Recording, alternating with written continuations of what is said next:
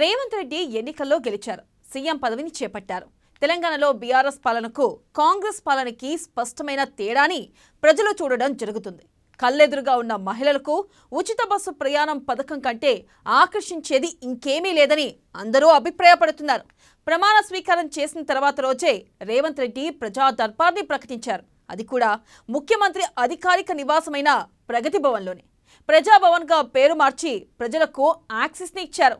అక్కడికే ప్రభుత్వాన్ని తీసుకెళ్లారు. ప్రజల బాధలు కూడా విన్నారు. ప్రజల మనసులో చెరగని ముద్ర వేసుకున్నారు.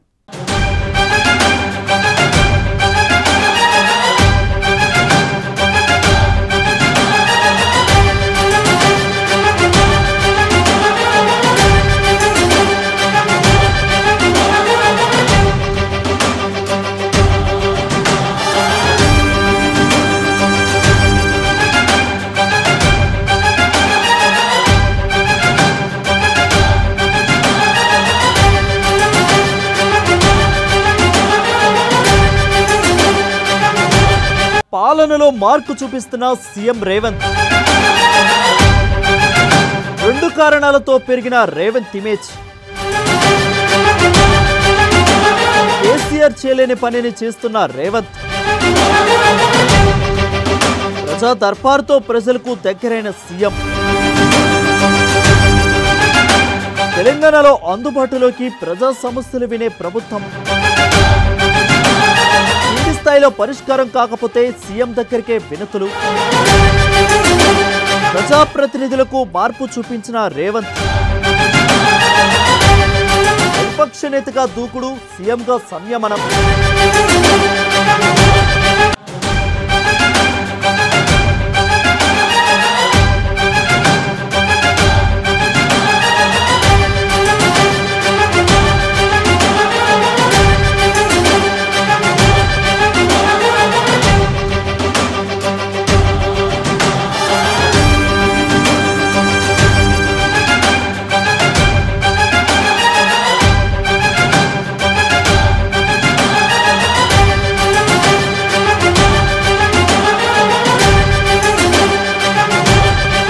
తెలంగాణలో బీఆర్ఎస్ పాలనకు కాంగ్రెస్ పాలనకు స్పష్టమైన తేడాను ప్రజలు చూస్తున్నారు. ముఖ్యమంత్రిగా ప్రమాణ స్వీకారం చేసిన తర్వాతి రోజే ముఖ్యమంత్రి రేవంత్ రెడ్డి ప్రజా దర్బార్ను ప్రకటించారు. అది కూడా ముఖ్యమంత్రి అధికారిక నివాసం అయిన ప్రగతి భవన్లో ఏర్పాటు చేశారు. ప్రగతి భవన్గా పేరు మార్చి ప్రజలకు యాక్సెస్ ఇచ్చారు. అక్కడికే ప్రభుత్వాన్ని తీసుకెళ్లారు. ప్రజల గోడు విన్నారు. అది ప్రజల మనసులో చెరగని ముద్ర వేసింది. తమ గోడు వినే ముఖ్యమంత్రి వచ్చారన్న మాట వినిపించింది.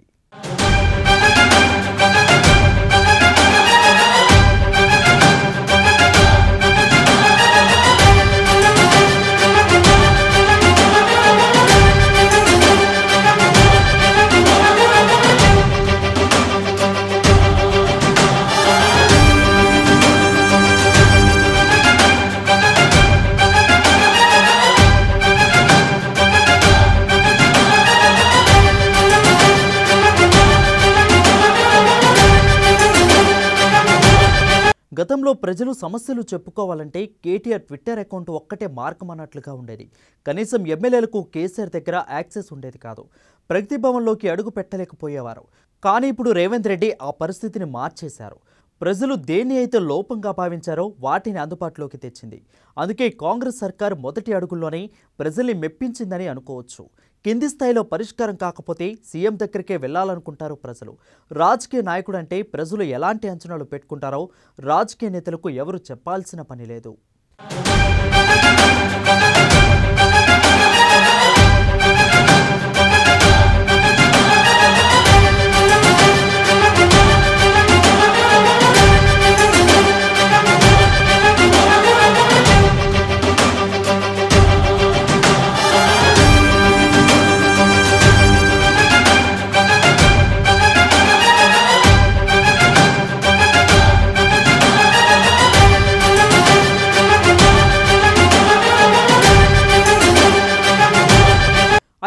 కేసీఆర్కు సమస్యలు చెప్పుకునే సామాన్యులెవరూ దరిదాపుల్లోకి పోలేకపోయారు.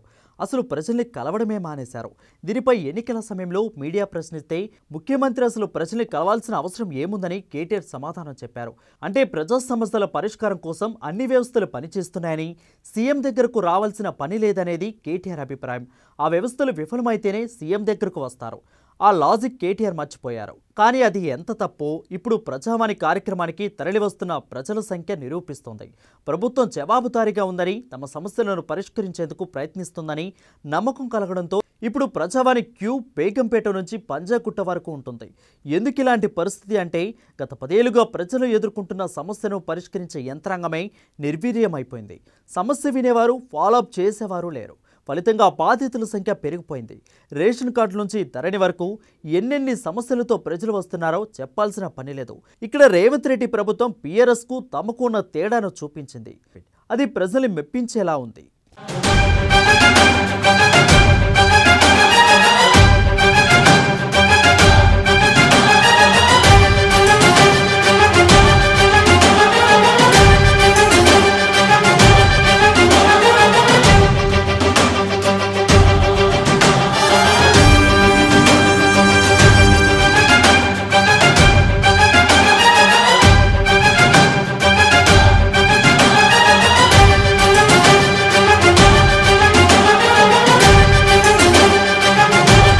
ఒక్క ప్రజలకే కాదు, బీఆర్ఎస్ సర్కారులో అతిపెద్ద లోపం ప్రజాప్రతినిధులకు సీఎం అందుబాటులో ఉండకపోవడం.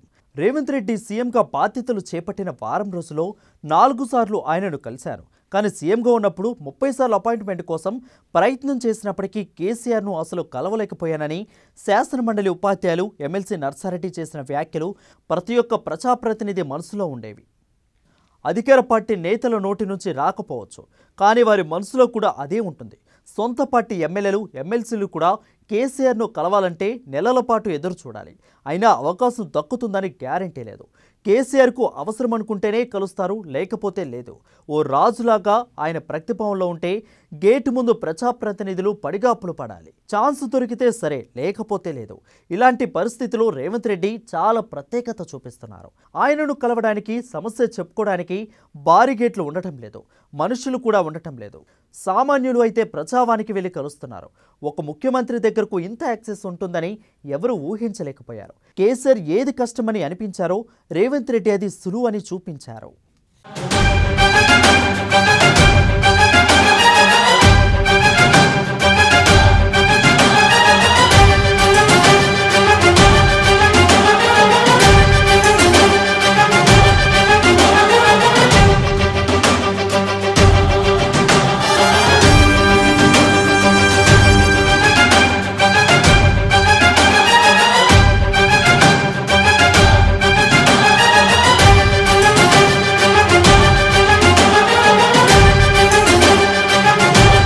రేవంత్ ప్రతిపక్ష నాయకుడిగా ఉన్నప్పుడు ఆవేశంతో చేసిన ప్రకటనలు చూస్తే పాలనలో దూకుడుగా ఉంటారని అనుకున్నారు.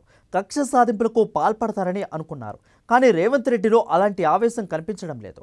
ప్రతిపక్ష నేతగా ఏం చేసినా సరే తాను ఇప్పుడు అధికార పక్ష నేతగా వ్యవహరిస్తున్నారు. తెలంగాణ ప్రజలు ఎన్నుకున్న సీఎంను కాబట్టి వారి గౌరవానికి భంగం లేకుండా పాలన చేయాలనుకుంటున్నారు. బీఆర్ఎస్ పాలనలో కాంగ్రెస్ నేతలకు అసెంబ్లీలో మాట్లాడేందుకు మైక్ దొరికేది కాదు. కానీ ఇప్పుడు అసెంబ్లీ సమావేశంలో బీఆర్ఎస్ నేతలు మాట్లాడారు. మార్పు కనిపించేలా చేశారని ప్రశంసలు పొందుతున్నారు.